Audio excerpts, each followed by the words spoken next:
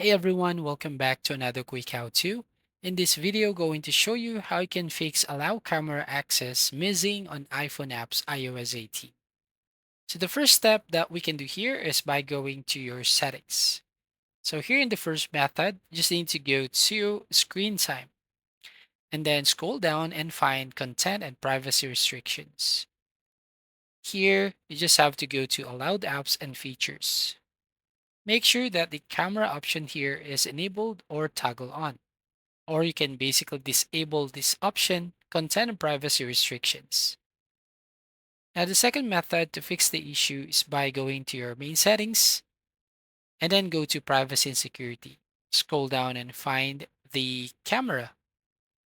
Now, here, make sure that all the apps here are enabled so you have an access or you allow the camera to access all the apps.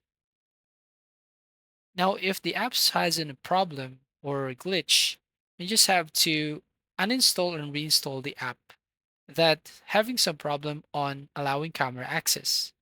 Tap and hold on the app, delete app, and once you confirm the deletion, go to the App Store and make sure to reinstall the application.